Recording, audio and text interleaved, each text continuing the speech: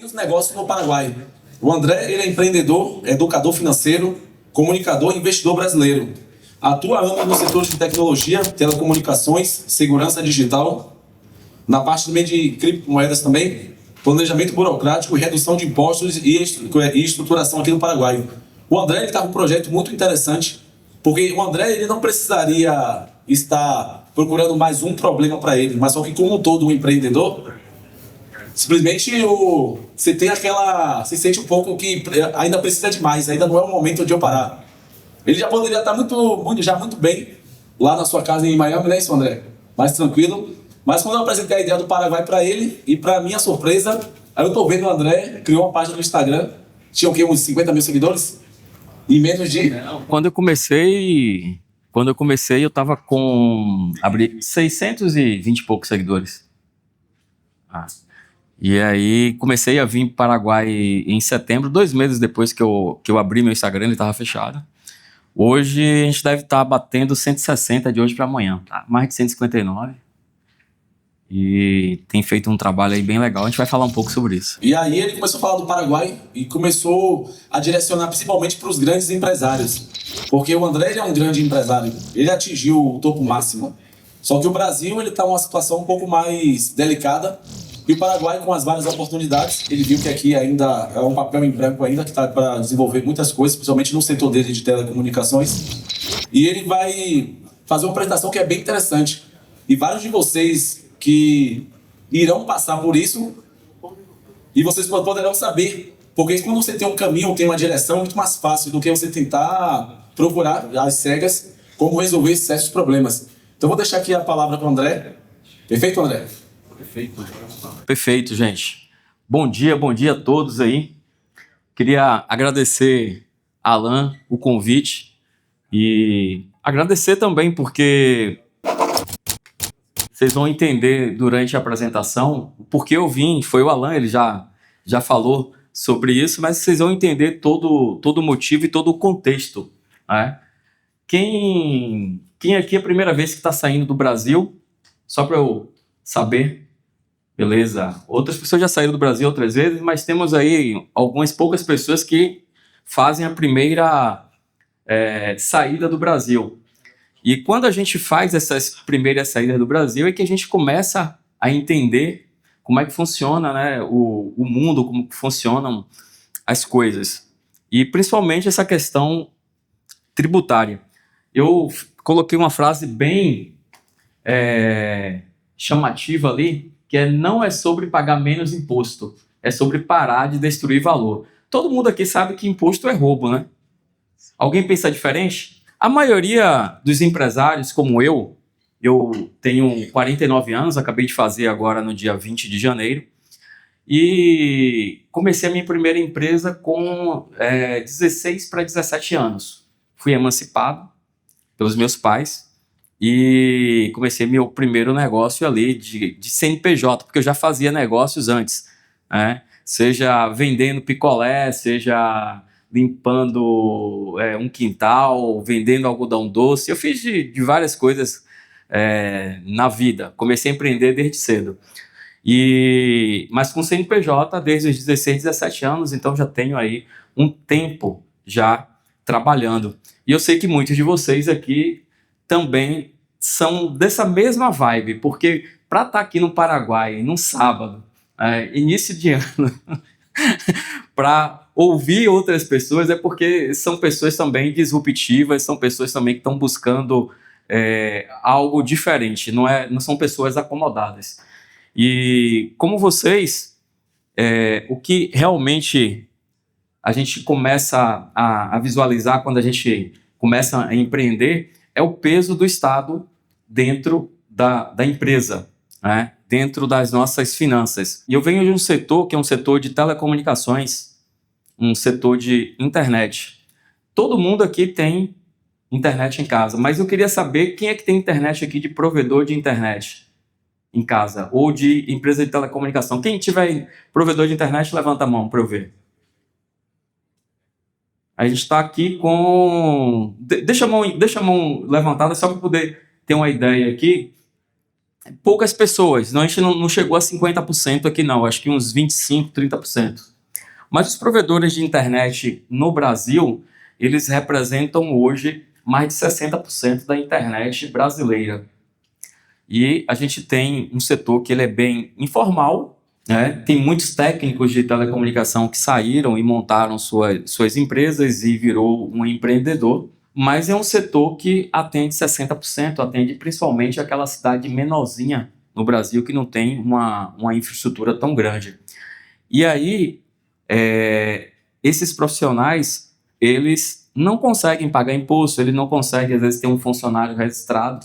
E a empresa mediana no Brasil, ela não consegue ficar sem pagar imposto, ela não consegue ficar sem ter um funcionário registrado, porque já chega ali já começa a virar um telhado de vidro, né?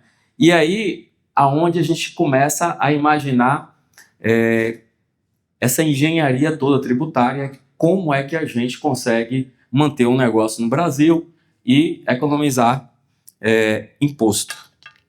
Mas vamos lá. Eu quero falar um pouquinho de quem sou eu. Eu sou um empresário que comecei desde os meus 16 para 17 anos. Comecei com desenvolvimento de software lá atrás. Eu desenvolvia sistemas para supermercados, para lojas, para material de construção. Enfim, depois controle de clientes, comecei a fazer sistemas, cheguei a fazer até diário oficial. O primeiro sistema de diário oficial lá da Bahia foi eu que desenvolvi o sistema de diário oficial da Bahia. E desde então que eu comecei a desenvolver sistemas, eu tinha ali um problema que era computadores. No ano ali de 95, 94, 93, não se vendia computador no supermercado.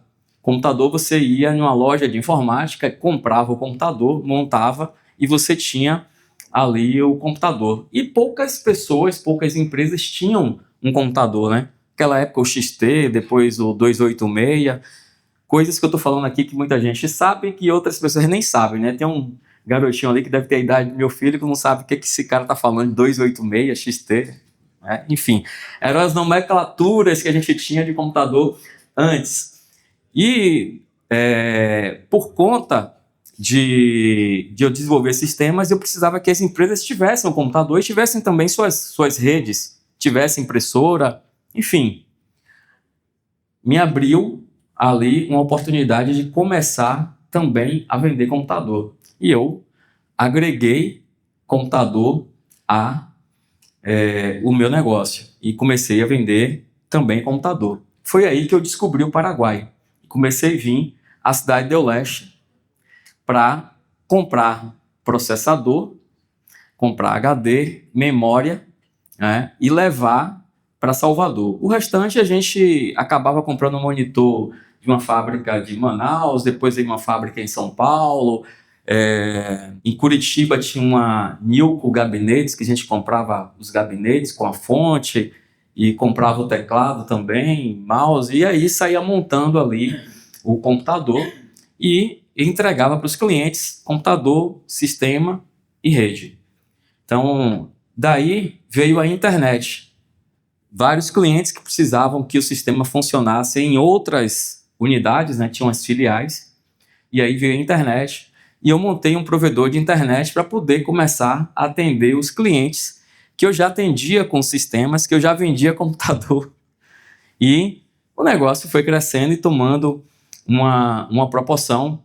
Hoje a gente atua somente com a internet e dentro da internet o universo de telefonia, seja ele móvel, fixo, a gente atende também.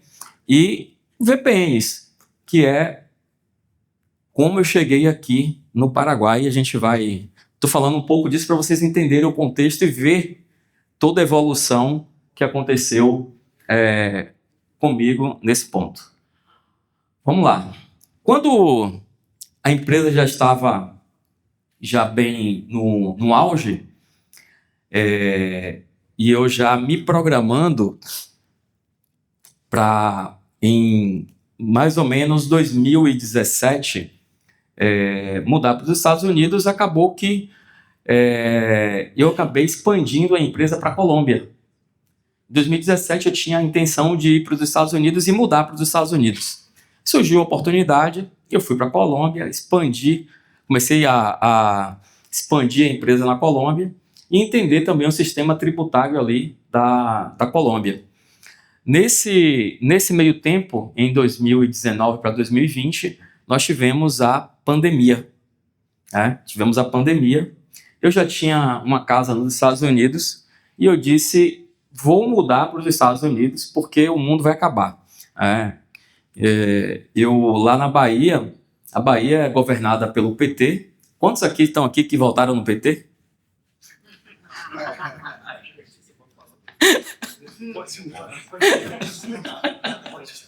É só para descontrair mesmo. A Bahia é governada pelo PT e a cidade que eu morava, que era Lauro de Freitas, também governada por uma petista, a Moema Gramacho, figura muito exótica que ficou conhecida a nível nacional aí, né? Também a cidade, um caos, e ela trancou todo mundo, trancou a cidade, você não poderia sair na rua, porque se você saísse, a guarda municipal ou a polícia iria te prender. Eu disse, olha, eu não quero ficar aqui não, eu vou embora. Eu já tinha uma casa nos Estados Unidos e aí eu resolvi mudar para os Estados Unidos no dia 1º de janeiro de 2020. Eu peguei um voo, saí. Meu 31 para primeiro foi em São Paulo, no hotel. E aí de manhã eu peguei o primeiro voo que abriu para a Colômbia, porque estava sem voos na Colômbia naquele período. E aí eles reinauguraram o voo em 1º de janeiro. Eu peguei esse voo 1º de janeiro, fui para Bogotá. Eu já tinha empresa, tinha documentação lá na Colômbia. Então, para mim, foi muito tranquilo chegar a Bogotá. E cheguei em Bogotá, eu peguei, fiquei mais alguns dias em Bogotá, acho que 2 ou 3 dias, e fui para a República Dominicana, Punta Cana. Aí fiquei em Punta Cana porque na Colômbia estava também muito ruim. E a Colômbia, em Bogotá, você tem uma questão da altitude. Quem já foi na Colômbia aqui em Bogotá? Então você tem uma dificuldade para andar, para respirar, né? Que você chega ali, você falta o ar. E aí eu disse, olha, vamos sair daqui porque não vai funcionar muito bem. Fomos para a República Dominicana e chegamos na República Dominicana. Por ter havido e lá a condição estava muito boa, eu tinha estudado antes, mas por ter havido a festa de Réveillon, o pessoal exagerou lá e a Covid começou a assolar. E foi no dia que eu cheguei e eles fecharam a ilha. Então eu fiquei lá meio que ilhado numa ilha, com pandemia, com tudo. Mas fiquei mais 14 dias, porque os Estados Unidos tinham feito uma quarentena para que alguns países ali na época que estavam com um índice muito alto não poderiam entrar nos Estados Unidos sem esses 15 dias. Eu esperei cumprir ali o prazo na República Dominicana, fiquei lá meio que trancado esses 15 dias com a família e fomos para os Estados Unidos e chegamos ali por volta de 17, 18 de janeiro nos Estados Unidos e começamos ali essa mudança sem um planejamento. E aí, de fato, eu começo a entrar agora no que a gente vai tratar aqui, que um dos temas principais é o planejamento. Se a gente não fizer um planejamento naquilo que a gente pretende fazer, você pode ter percalços no meio do caminho, né? E esses problemas podem ser muito sérios. A tributação americana ela é muito diferente da tributação brasileira, da tributação aqui paraguaia e etc. E é justamente isso que, às vezes, sair do Brasil, vir aqui para o Paraguai. Você não pode vir de qualquer maneira. Você não pode querer fazer tudo porque alguém falou ou porque você ouviu alguém dizer. Você tem que pegar os profissionais, você tem que entender a legislação, você tem que se programar e você tem que se organizar para que o problema que você hoje está tentando se livrar no Brasil, você não arraste para cá, ou pior, crie um maior ainda. Então, o meu erro, quando eu fui para os Estados Unidos, eu falo que a gente foi por toda essa situação da pandemia, mas eu poderia ter me organizado de uma forma diferente. Não tive tempo hábil para isso. E aí, quando aconteceu de eu começar a virar residente fiscal, né? Vou até contar um pouquinho sobre isso. Eu cheguei nos Estados Unidos e aí eu resolvi dar entrada no meu processo, né? Porque nos Estados Unidos você pode solicitar o visto. O visto que eu solicitei lá na época foi o EB1, né? Por habilidades especiais. Por eu já ter participado aí de governo, por eu já ter desenvolvido alguns softwares, antivírus, sistema de firewall. Então, o meu perfil para o governo americano, ele sim foi muito bem atrativo. Então, eu tive um visto que foi aprovado ali em cerca de 30 dias. Eu dei entrada no projeto e ele foi aprovado e depois eu recebi ali o green card. Eu tenho um green card americano, eu e a família inteira. Foi muito rápido. Então, assim, eu não esperava também que fosse tão rápido, porque tem gente que demora 2, 3 anos com o processo. E o meu foi muito rápido. Então, assim, todo o planejamento que eu poderia, no decorrer de ainda estar ali entre aspas, no limbo, mas sem ser residente fiscal, eu não consegui aproveitar por conta dessa velocidade também do meu processo. Então, uma coisa que às vezes você pode comemorar, no meu caso, foi algo que eu não comemorei, de ser aprovado tão rápido, porque não deu tempo de eu me organizar. E quando aconteceu em 2023, que eu comecei a... O que aconteceu? Em 2021, eu já tinha que começar a declarar imposto de renda nos Estados Unidos. Só que, por conta da pandemia, eles estenderam o prazo e deixaram você ficar quase que 2 anos sem declarar imposto. Então, eu comecei a declarar imposto em 23 lá.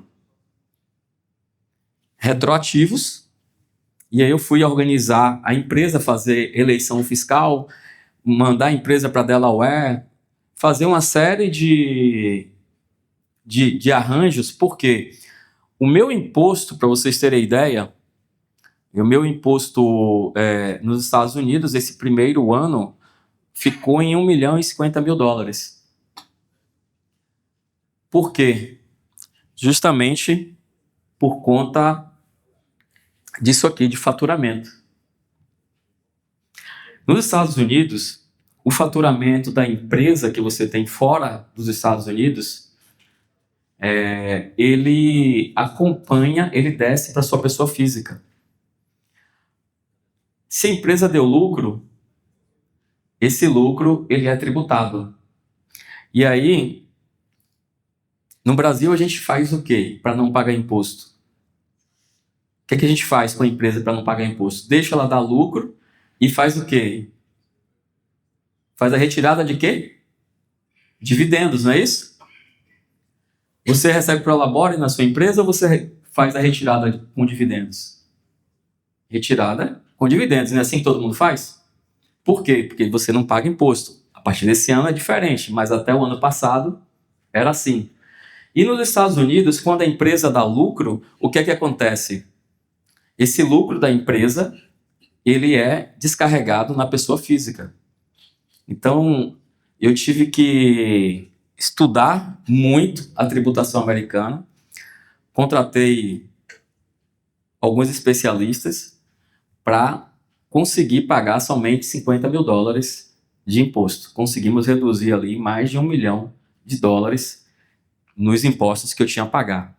Então, aí eu comecei a acordar para entender como é que eu poderia me organizar tributariamente dentro dos Estados Unidos. E cheguei a falar em um podcast que eu ia devolver o meu green card, um podcast dos Fellas. Não sei se alguém conhece aqui o podcast dos Fellas, mas é um podcast bem legal lá nos Estados Unidos. E eu cheguei a falar sobre isso. E aí, de 2023 para 2025, eu disse, olha, eu vou parar para organizar isso. Eu já estava visualizando a NFCom, que é o novo modelo de nota fiscal para empresas de comunicação e telecomunicação, que é uma coisa que é bem específica do meu setor, que é a questão de SVA e SCM. Que é SCM, Serviço de Comunicação Multimídia, que nada mais é do que o imposto que vem na nota fiscal e ele é cobrado em cima do ICMS, que vai para, no caso da Bahia, 28%. E os provedores de internet entenderam que se você coloca um software, se você coloca um aplicativo, você pode diminuir o que é telecomunicação e colocar isso como um SVA, Serviço de Valor Adicional. Quem tem conta da Vivo, ou da TIM, ou da Claro aí, sabe que tem vários aplicativos que você nem usa, né? Quem já observou isso? É isso? Não é assim? Tem vários aplicativos que você nem usa. Isso aí é uma maneira de você ter e fazer a tal da elisão fiscal. Você vai adaptar ali a carga tributária, vai colocar alguma coisa com software que você vai ser taxado ali menos e você vai diminuir a questão do ICMS no que seja STFC ou SCM, ou enfim, a sopa de letrinhas que seja. E a gente começou a entender que a partir agora de 26 com a NFCom, eles estavam identificando e iriam começar a identificar o que era percentual de cada serviço. E em cima disso, eles iam começar uma fiscalização para ver se, por exemplo, tem provedor de internet que coloca 90% como SVA e 10% como SCM. Tem provedor que coloca 40%, outro 60% para SCM. Então, eles queriam entender contabilmente o que era de fato para cobrar retroativo. E eu visualizei isso lá em 23, 25. Foi o que eu fiz. Eu abri outra empresa. Essa empresa, ela só fatura 100% SCM. Abri uma outra empresa de software. Essa empresa só fatura 100% de software. E essas duas empresas têm contrato com o mesmo cliente. E uma faz a cobrança para a outra para não ter que emitir 2 boletos, 2 notas fiscais e assim tudo duplicado. Então a gente vai se adaptando e vai entendendo qual é o modelo que o governo quer enxergar e o que eu quero esconder como empresário, para que eu não tenha nenhum problema. Eu vou mostrar o que ele quer ver. 100% aqui eu faturo como SCM, está aqui. 100% aqui é software. Empresas, inclusive hoje, de sócios diferentes. E eu não quis colocar nem no mesmo estado. Eu coloquei em estados diferentes. Ponto. Para poder chegar num modelo que eu consigo pagar menos imposto. Senão, o lucro ele vai ser totalmente corroído. E aí é onde a gente começa a pensar, e eu falei, por exemplo, que uma empresa está em outro estado, está em São Paulo, em Poá. Por quê? Poá é uma cidade que me cobra 2% de ISS. Então, quem tem negócio tem que mirar aonde é que o imposto está mais barato. Eu criei uma infraestrutura que a dona do software que eu coloco para os clientes, a propriedade intelectual é uma empresa americana. E a empresa paraguaia tem a licença da empresa americana para licenciar para a América Latina.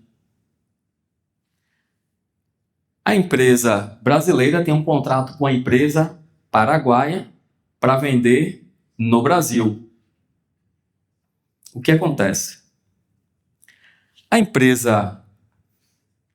O cliente final compra o meu software, eu recebo no Brasil, a empresa brasileira tem que enviar os royalties para a empresa paraguaia, a empresa paraguaia não é dona de nada, vai ter que pagar, então ela manda para a empresa americana, a empresa americana descarrega na minha pessoa física, que eu, como residente fiscal no Paraguai, não tenho que pagar nenhum imposto do que eu recebo fora, e a mágica acontece. Então, tudo isso tem que ser feito um estudo de caso. Cada empresa é um modelo diferente, mas estou contando aqui o meu caso para vocês entenderem. Tô resumindo bastante, porque senão vira... né? Com planejamento e com a organização e o entendimento das leis em cada local, você consegue ter um negócio 100% legal. Porque, no final das contas, a gente quer dormir, não quer ser acordado pela polícia 5 horas, 6 horas da manhã em casa, quer poder usufruir do patrimônio e quer pagar o mínimo de imposto necessário e possível. É assim com todo mundo aqui ou eu estou falando... não é assim? Então, tudo parte do planejamento e organização.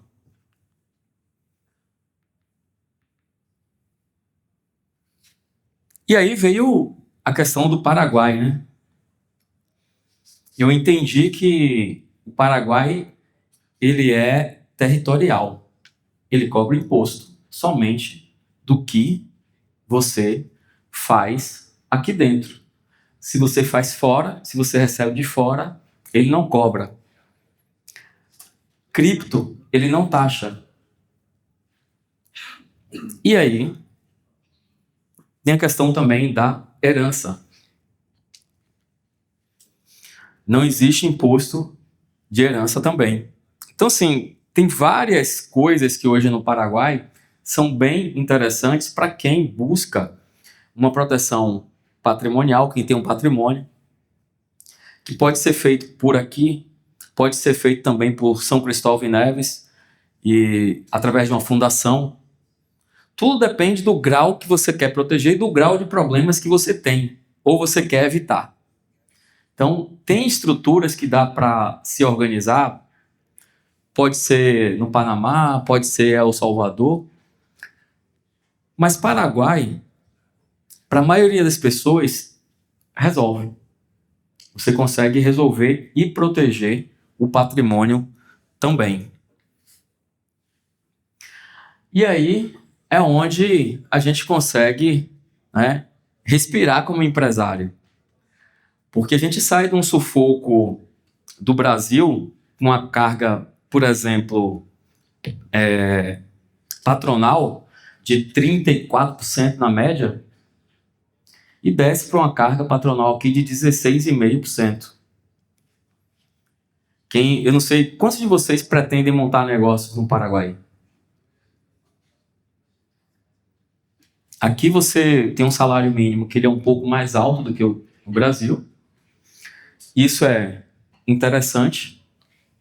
Por quê? No Brasil, hoje, a minha empresa paga um ticket de alimentação de quase R$30. E mais plano de saúde e o transporte. Quando a gente vai somando essas outras coisas, o salário do empregado ele dobra. A verdade é essa. Aqui você tem uma carga somente de 16%, 16,5%. E uma coisa que eu descobri há pouco, que isso eu também não sabia, eu já estava satisfeitíssimo com 16,5%. Aqui você não precisa pagar transporte, você não precisa pagar o plano de saúde, você não precisa pagar alimentação, é o salário. Aqui são 48 horas semanais, então não tem redução de como eles querem fazer lá no Brasil agora. Esse 16,5% que você pegou pagou para o funcionário, você consegue abater do imposto de renda. Olha só. Você vai pagar 10% de imposto de renda, mas você vai fazer as deduções. E você consegue deduzir esse 16,5%, ele é cumulativo, e você consegue deduzir no imposto de renda da empresa. Ou seja, no Paraguai você não paga imposto quase. Você tem uma conta de débito e crédito ali que ela é fenomenal. Você pode usar a estrutura toda a seu favor. Né? Essa pergunta é interessante, né? Você trabalha para quem? No Brasil você trabalha para quem? É para Lula, é para Janja, é para quem? Para todos eles. Menos para nós. Todos eles. Hã? Para todos eles, menos para nós. Menos para nós. Legislativo, executivo, todos eles. Mas São os nossos sócios majoritários gigantescos, né? São os nossos reis. E aqui no Paraguai, eu tô aqui, a primeira vez que eu pisei aqui foi setembro de 24, né? Conheci ali aquele cidadão aí, Tancredo. Fica de pé, Tancredo, para o pessoal ver você de novo aí, ó. Conheci esse cara aqui e fui fazer minha documentação e fui começar a andar e a entender um pouco sobre o Paraguai. E desde então eu tenho percebido, já estou com a empresa aberta, já funcionando, e tenho investido aqui no Paraguai. Até então, isso pode mudar. As coisas podem mudar a qualquer momento, né? A gente sabe disso. Então, o que a gente fala hoje é hoje, amanhã é amanhã, mas não vejo como o Paraguai deve mudar. Mas até hoje, aqui você trabalha para você mesmo. Você empreende para você, você ganha o seu dinheiro, você consegue ter o seu dinheiro e pagar um mínimo de imposto, né? Ou quase zero de imposto. Eu acho que o maior imposto que eu paguei aqui foi quanto, Tancredo? Até agora, pô, Foi quanto? Foi o valor? Pode falar? tem dólar. Foi $100, né?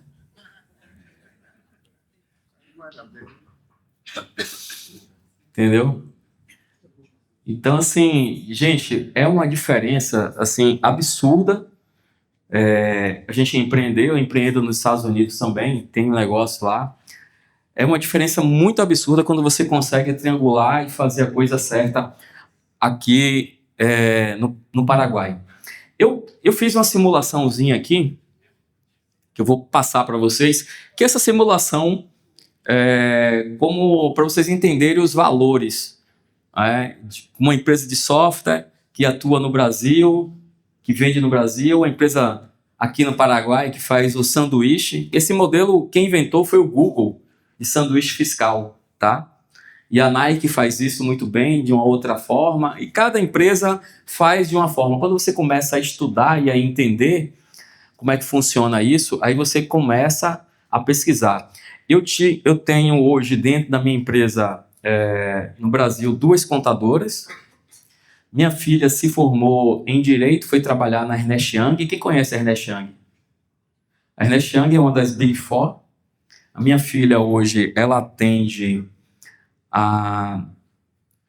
o Nubank, é um dos clientes dela que ela atende o Bradesco e atende também a Ebanks. A Ebanks, desses todos, eu acho que é um dos mais tops de case de sucesso, que é quem processa os pagamentos de Spotify, de Netflix e de outros players no Brasil. E eles usam uma lei de 2023, muito legal, que é a preço de transferência. E aí eu aprendi muito com ela sobre isso e a gente acaba trabalhando em conjunto para organizar essas estratégias de melhorar a elisão fiscal, né? E tem uma outra lei também, que é uma lei bastante legal, que é a Lei Pelé. Não sei se vocês já ouviram falar da Lei Pelé. Quem já ouviu falar da Lei Pelé?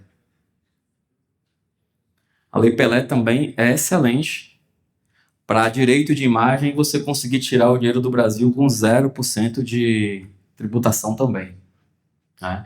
Então, para cada negócio tem uma estratégia que dá para montar e dá para retirar o dinheiro da empresa sem pagar imposto do Brasil.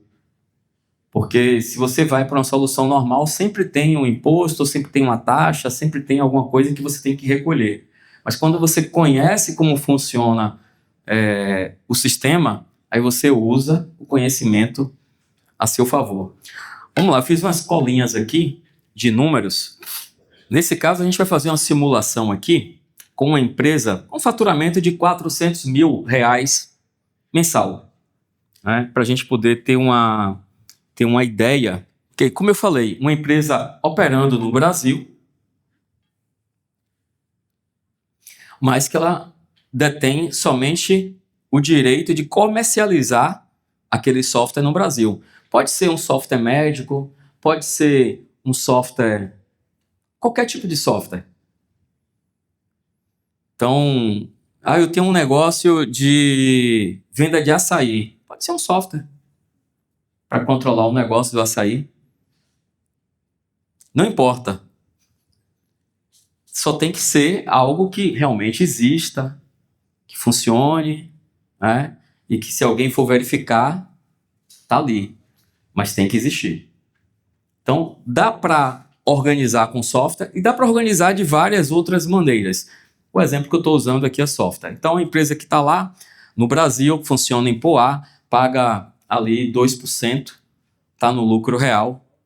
E aí, ela consegue também fazer várias deduções de outros fornecedores que ela tem lá e consegue mandar para o Paraguai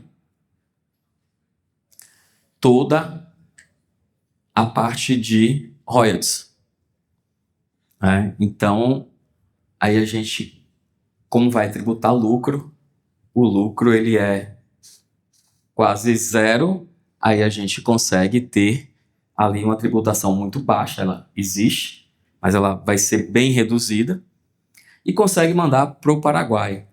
Como esse dinheiro não é do Paraguai, ele vai devolver para os Estados Unidos, e os Estados Unidos, que tem uma legislação que esse dinheiro não foi produzido lá, se você não reside fiscalmente lá, vai para você não vai, e aí tem Delaware, você também não vai pagar imposto, vem para o Paraguai, como você está aqui, residente fiscal, e não ganhou dinheiro dentro do Paraguai, você não precisa pagar, e você pode declarar no seu imposto de renda, o que é mais legal, vai estar lá como um dinheiro lícito, né? Depois de toda essa triangulação, né?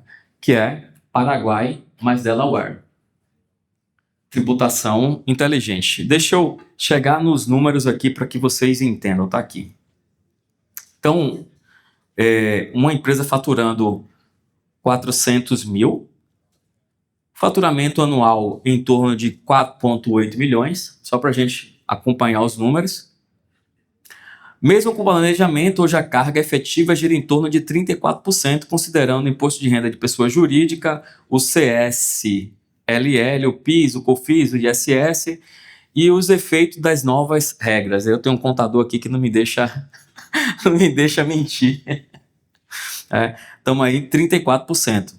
A conta no Brasil, os impostos mensais, gira em torno de 136 mil reais e um faturamento de 400 mil. Os impostos anuais em torno de 1.630.000. E aí, depois da reestruturação, a mesma empresa com estrutura internacional, um operacional no Paraguai, os contratos e organizações internacionais via Delaware e a pessoa física residente no Paraguai muda o jogo. O imposto corporativo efetivo no Paraguai é cerca de 10% sobre o lucro.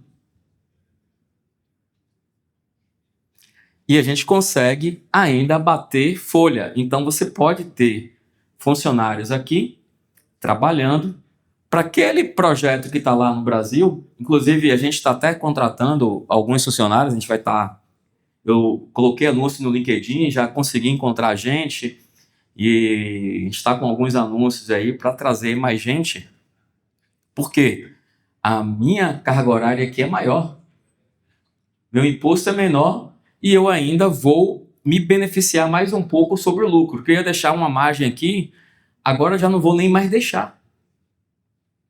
O risco trabalhista também do Paraguai é diferente do risco trabalhista do Brasil, muito diferente. O Paraguai, para a gente falar a verdade, você não tem uma mão de obra tão boa. Mas se você treinar, eles são muito interessados. São pessoas altamente capazes, mas que não receberam um treinamento em algumas áreas. Se receber, meu amigo, voa. Se receber, voa. É o que eu tenho visto e notado. Então, se você vem para cá, capacita o funcionário, acabou. Aquele problema com o funcionário do Brasil, com tudo mais, acabou. Por quê? Aqui não tem o Bolsa Esmola. Aqui não tem aquela ruma de programas sociais. Então as pessoas aqui, elas precisam trabalhar. Então elas dão o sangue de verdade, elas vestem a camisa, né, da empresa realmente no negócio. Elas treinadas, bem ali, supervisionadas, a empresa voa. Não tem o que fazer. Então, com a nova estrutura, 10% sobre o lucro no Paraguai, que você ainda pode abater. Nessa conta aqui não está abatido funcionário, porque eu nem fiz isso. Vou deixar lá. Ela é uma conta ainda de padaria que dá para melhorar em muito. Dá para melhorar em muito, é um exemplo. Mas vamos imaginar que dê 480 mil por ano de imposto no Paraguai. Se a gente olha no Brasil, sobra aproximadamente 3.170.000, porque no Brasil a gente paga 1.630.000 de imposto. Se a gente olha com a estrutura do Paraguai, sem fazer conta direito ainda, 430.000. A diferença dá para comprar uns 3 apartamentos desse aí do Petra Tower, Dá para montar uma fazenda de mineração. Dá para montar uma fazenda de mineração, dá para comprar uma roça, quem gosta de roça, tem várias boas aí, eu tô de olho aí, ainda não comprei nenhuma não, mas tô de olho em umas. Dá para fazer várias coisas. Dá para montar outros negócios. Aqui você tem dificuldade de muita coisa. Mas você pode, por exemplo, comprar moto e botar para o pessoal fazer entrega e alugar moto. Você pode comprar carro e botar para o pessoal usar de Uber. Porque os carros aqui de Uber são bons, né? Cheirosos, limpos. Não, é mó bagunçado, né? Tá vendo que... E a gente olha para um problema, mas eu vejo dinheiro nos problemas aqui. Eu vejo dinheiro. É muita coisa que dá para fazer aqui. E, assim, se sobra essa grana do Brasil, o que é que você pode fazer aqui? Todo mundo aqui ou tem uma empresa, ou tem alguma renda, tem alguma coisa que dá para economizar. Fazendo as mudanças estratégicas, usando a forma certa, né? E aí, é uma diferença de mais de 1 milhão. Quase 1 milhão. Se a gente fizer a conta direito, ainda dá para ter uma margem maior nesse valor, né? Então, o maior erro que a gente observa sempre é copiar a estrutura dos outros e você não se planejar e desenvolver a sua. A gente vê que mesmo faturamento e resultados completamente diferentes quando você se planeja, quando você conhece, quando você vai lá e busca as informações certas e estrutura de forma correta. Então, simplesmente conhecer e se estruturar, vir de forma planejada. Não copiar a estrutura do amigo. Não adianta. Não é porque está dando certo com João que vai dar certo com Francisco. Você tem que olhar a sua estrutura, porque a sua estrutura como pessoa física é diferente da estrutura do seu amigo, a sua estrutura familiar às vezes é diferente, a sua estrutura empresarial às vezes é diferente, pode ser o mesmo ramo, o mesmo tipo de negócio, mas estruturas diferentes. Então, para cada doença tem um remédio. Você tem que tomar o remédio certo, porque se não fizer um negócio planejado, vai ter problema. Tem que ter o contador certo, tem que ter a estratégia certa, tem que ter o planejamento muito bem executado. Não é só pensar aqui na estratégia, vou ali e faço a residência e depois vou abrir a empresa. E o acompanhamento disso? E o desenvolvimento disso? Então, tem todo um planejamento e execução que tem que ser muito bem pensado e orquestrado para não se gerar um problema fiscal. Costumo dizer que cada fiscal, ele se acha o dono do mundo, né? Eu acho que é pior do que Xandão, do que o cabeça de piroca. Porque ele tem certeza, né? Ele tem certeza. E não tem ninguém que vá contra o que o fiscal falou. Não adianta você chegar lá, vou na corregedoria, vou lá. Cara, vai um proteger o outro. É pior do que o Toffoli, que está aí agora, todo mundo pedindo impeachment dele. Já pediram do Alexandre de Moraes, já meteram a Magnitsky no Alexandre de Moraes e recuaram. O professor Olavo falava, né? Não tente mudar o sistema, não. Vá para um outro sistema, crie o seu sistema.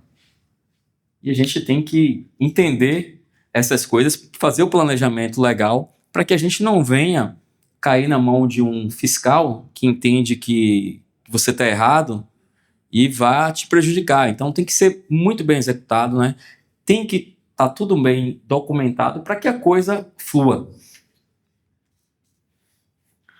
Planejamento e antecipação, isso aí já falei. Não é para todo mundo. Essa estrutura que eu falei aqui não é para todo mundo. Cada estrutura é de uma forma diferente. Às vezes, você não precisa nem de uma empresa. Só com a estrutura de pessoa física, aqui é possível. Você consegue, na sua pessoa física aqui, a depender do valor que você tenha a faturar, você consegue sobreviver sem empresa. Não é isso, Tancredo? Então, às vezes abrir um negócio não é o primeiro passo. Por isso que eu falo, tem que ter o planejamento, tem que entender, tem que saber volume, para que você tenha a melhor estratégia. Estrutura não é custo, porque quando a gente fala de estruturação, as pessoas acham, isso vai ser um custo, vai ser muito alto, o pessoal fala muito bonito e vai cobrar caro. Mais caro é você fazer errado. Isso aconteceu comigo, deu tempo de reverter, mas custou caro reverter. Eu gastei bastante para reverter, mas foi menos do que eu tivesse pago lá $1 milhão e quase $60 mil. Acabou custando $50 mil ali de imposto e mais uns $70 mil de consultoria para poder resolver toda a coisa. Mas valeu muito a pena. Estrutura vale a pena. Então, estruturar sempre é bom ir de forma planejada para que você possa ser eficaz, ser feliz, você possa ter o resultado que você veio buscar no lugar que você está vindo, que hoje é o Paraguai. Queria abrir para algumas perguntas. Se vocês tiverem perguntas, fiquem à vontade para fazer, levanta a mão e já faz. Vamos lá. André, eu não sou técnico nem contador, mas você falou do lucro real, né? E eu acho que muito da estrutura, eu sou economista, eu trabalho com finanças, então um pouquinho. Muito da estrutura que você falou se aplica ao lucro real, né? E só que o lucro real é muito complexo. E falando para nossa realidade aqui, sim, não é médico, a gente não tem uma sofisticação muito grande como empresa. Eu já tive uma startup, eu tive que colocar um lucro real, cara. Nota fiscal, bater contabilidade, é complexo. Tem um microfone aqui, vai ficar melhor. Dito isso, a estrutura funciona em lucro presumido, que é muito mais simples e que é a nossa realidade, ou acaba tendo que ir para um lucro real com uma estrutura muito mais complexa? O governo, ele presume que você teve um lucro de tanto, sem você ter, né? E agora eles estão aumentando, mudaram novamente a lei agora no final do ano, né? Ou foi no início do ano, não sei bem, né? Mudaram novamente a lei do lucro presumido, agregando mais 10%, eu acho, né? Olha, tem que estudar e olhar. No meu ponto de vista, a melhor estrutura que tem é a estrutura do lucro real. A presumida, o simples, sempre deixa você na mão. Isso dá mais trabalho do contador. O contador não gosta de ouvir isso. Principalmente o contador que atende várias empresas, né? Ele não gosta de ouvir o lucro real e vai te dizer que não. E eu tive prejuízo por conta disso. Já tive alguns prejuízos por conta disso, tanto é que hoje a minha contabilidade é feita dentro da empresa. Eu tenho 2 contadoras lá, a Melânia e a Márcia, a dupla MM. Eu sempre brinco com elas, dupla MM. As 2 lá que só fazem a contabilidade da empresa o tempo todo. A minha folha roda lá, tem outro pessoal rodando folha lá. São mais 2 pessoas rodando folha. Justamente porque eu entendi que me traz uma economia muito grande quando eu apuro os dados e quando eu consigo... O que o Alan falou aqui é que o contador ele vai fazer com que a sua estrutura dê dinheiro ou você venha a falir, né? Às vezes você pagar meio salário mínimo para o contador e ele está ali, para ele sobreviver, ele atende 50, 100 empresas. Aí você imagina ele atender 100 empresas. E qual a estrutura que ele tem para atender 100 empresas, recebendo meio salário mínimo ou um salário mínimo? Não paga. Aí, realmente, assim, olha, tem como absolver estruturas como a sua para cá, para o Paraguai? Tem outras coisas que podem ser feitas também, como direito de imagem, se for, por exemplo, clínica. Tem como aplicar direito de imagem, entendeu? Tem algumas estratégias que dá para fazer para melhorar isso, mas usando o lucro real. Não, eu não sou apaixonado pelo presumido, não, tá? Eu acho que a complexidade que o real traria realmente compensa. Uma anedota, você falou, quando eu assumi a startup, eu entrei como CFO. E eu comecei, dava prejuízo, não tinha nem faturamento. E aí eu fui falar com o contador e a gente estava no lucro presumido. Eu falei, cara, a gente está tendo um monte de despesa aqui, a gente poderia estar acumulando prejuízo para depois abater, e está no lucro presumido, qual que é o racional? Ele falou, não, eu não queria mostrar os prejuízos para os investidores futuros que eu vi. Eu falei, cara, não faz sentido nenhum. O investidor quer que eu tenha esse prejuízo para poder bater depois. Mas era o que você está falando, é o trabalho, né? Preguiça. Dá trabalho. Tem que ser bem planejado, porque senão depois a conta fica impagável, né? E aí você está presumindo lucro e pagando imposto todo mês, mesmo tendo o que abater e mesmo não tendo lucro. É impensável. Mais alguma pergunta, pessoal? Eu queria saber assim, qual a diferença de você ter ficado com uma empresa, por exemplo, só no Paraguai, né, se seria a mesma estrutura ainda permitir esse benefício tributário, e se esse imposto ele foi todo tributado no Brasil, ou tem algum imposto que você paga aqui ou nos Estados Unidos, onde é que está recaindo essa carga tributária? Tem um imposto no Brasil, a gente distribuiu muito bem. Eu tinha um imposto de mais ou menos 55% a 58%. Era a minha média de imposto. O governo realmente era meu sócio majoritário, né? Daquilo que eu faturo, principalmente telecom é tido como... é faturado igual a lancha, né? Então... lancha, que é um produto que não essencial, é um produto para rico, vamos colocar assim, né? Porque o pobre não tem lancha. E telecom é essencial, deveria ter uma tributação muito mais barata, até para que todos tivessem acesso à telefonia, à internet, porque, enfim. E a gente tem uma carga mais alta do que lancha, ou na mesma faixa de lancha, de ICMS e tudo mais. Então, eu saí de 55 mais ou menos para em torno de 16% no Brasil. A minha redução. E aqui no Paraguai, ela hoje é 10%, porque eu estou sem empregado, ainda estou contratando os empregados aqui. Mas vai reduzir bastante com empregado, com outras despesas que estão entrando aqui. Mas é do que o Paraguai fatura. E não representa nem 5% do faturamento de lá.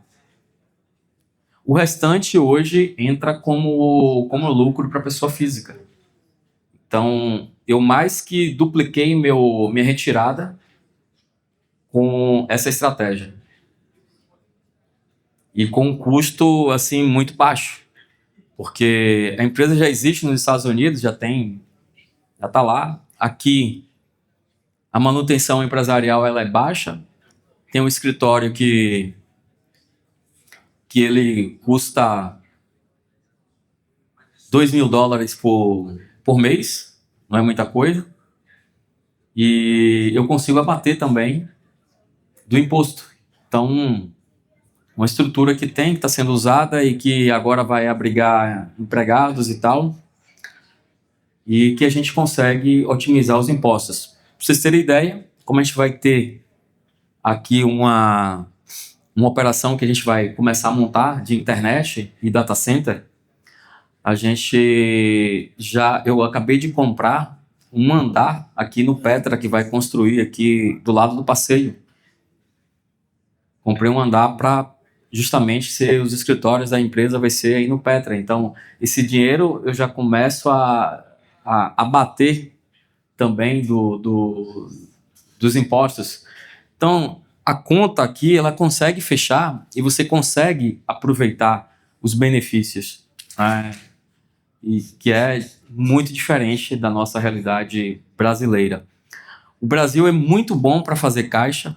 A gente tem uma gama de consumidores, são mais de 210, né, milhões de habitantes no Brasil.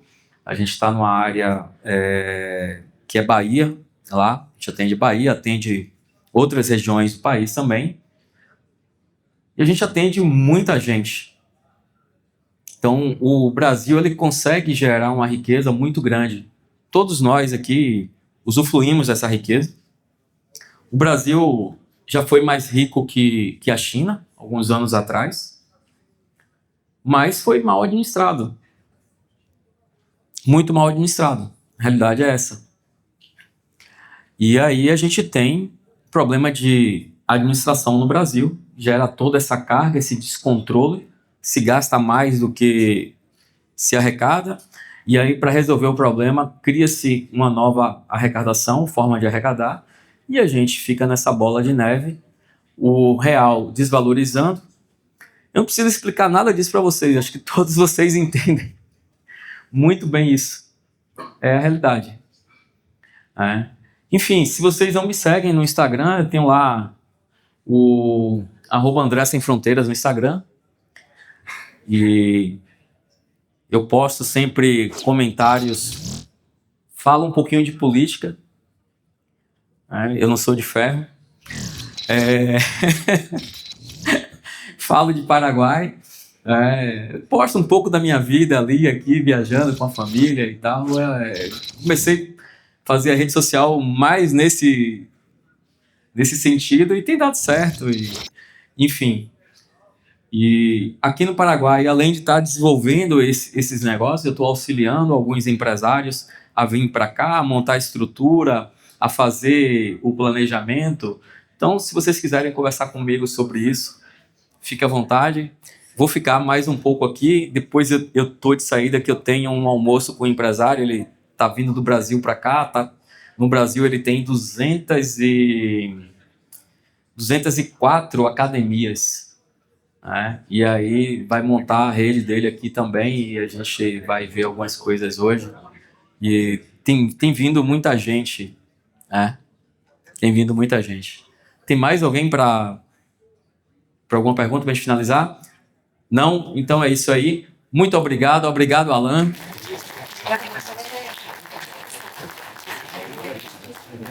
Valeu, André. Obrigadão. Excelente apresentação, né, pessoal?